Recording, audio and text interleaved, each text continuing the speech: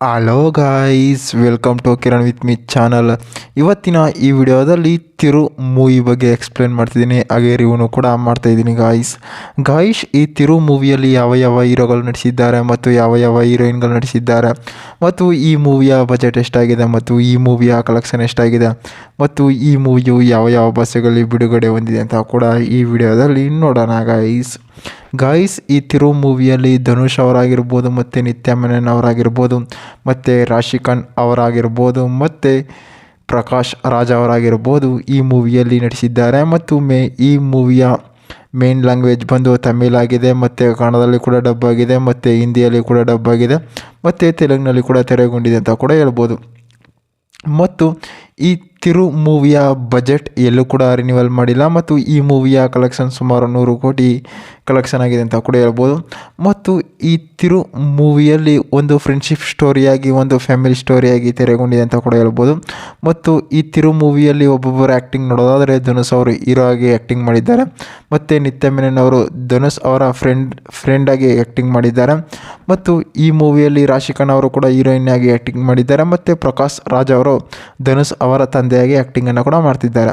ಮತ್ತು ಈ ಮೂವಿಯಲ್ಲಿ ಡೈರೆಕ್ಟರ್ ಆಗಿರ್ಬೋದು, ಮತ್ತು ಪ್ರೊಡ್ಯೂಸರ್ ಆಗಿರ್ಬೋದು, ಮ್ಯೂಸಿಕರ್ಸ್ ಆಗಿರ್ಬೋದು ಮೂವಿಯನ್ನು ಸಖತ್ತಾಗಿ ಕೂಡ ಕೊಟ್ಟಿದ್ದಾರೆ ಅಂತಲೂ ಕೂಡ ಹೇಳ್ಬೋದು. ಮತ್ತು ಈ ತಿರು ಮೂವಿಯ ಒಂದು ಲೈನ್ ಸ್ಟೋರಿ ನೋಡೋದಾದರೆ, ಈ ಮೂವಿಯಲ್ಲಿ ಧನುಷ್ ಅವರು ಝೊಮ್ಯಾಟೊ ಮತ್ತು ಸ್ವಿಗ್ಗಿಯಲ್ಲಿ ಕೆಲಸವನ್ನು ಕೂಡ ಮಾಡ್ತಿರ್ತಾರೆ. ಮತ್ತು ನಿತ್ಯ ಮೆನನ್ ಅವರು ಏನಪ್ಪ ಅಂತಂದರೆ, ಅವನು ಚೈಲ್ಡ್ಹುಡ್ಡಿಂದಲೂ ಕೂಡ ಧನುಷ್ ಅವರ ಫ್ರೆಂಡ್ ಆಗಿರ್ತಾರೆ. ಅವರ ಯಾವುದೇ ಹಬ್ಬ ಆಗಿರ್ಬೋದು, ಏನಾಗಿರ್ಬೋದು ಕೂಡ ಇಬ್ಬರು ಕೂಡ ಸಮಥಿಂಗಾಗಿ ಇಬ್ಬರು ಕೂಡ ಎಲ್ಲೋದ್ರೂ ಕೂಡ ಜೊತೆಗೆ ಇರ್ತಾರೆ. ಆ ಜೊತೆಗೆ ಇದ್ದಾಗ ಏನಾಗುತ್ತೆ ಅಂತಾರೆ, ಆ ಧನುಷ್ ಅವರ ಮನೆಯಲ್ಲಿ ಪ್ರಕಾಶ್ ರಾಜ್ ಅವರು ಅವರ ಪೊಲೀಸ್ ಆಗಿರ್ತಾರೆ ಅವರು ಪೊಲೀಸ್ ಆಗಿದ್ದಾಗ ಏನಾಗ್ತಾರೆ ಅಂತಾರೆ, ಅವ್ರ ಅಪ್ಪ ಫುಲ್ ಸ್ಟ್ರಿಕ್ಟ್ ಆಗಿರ್ತಾರೆ. ಇವನೇನು ಓದೋದಿಲ್ಲ ಮತ್ತು ಝೊಮ್ಯಾಟೋಲ್ಲಿ ಕೆಲಸ ಮಾಡ್ತಿದ್ದಾನೆ ಅಂತ ಕೂಡ ಗೊತ್ತಾಗುತ್ತೆ.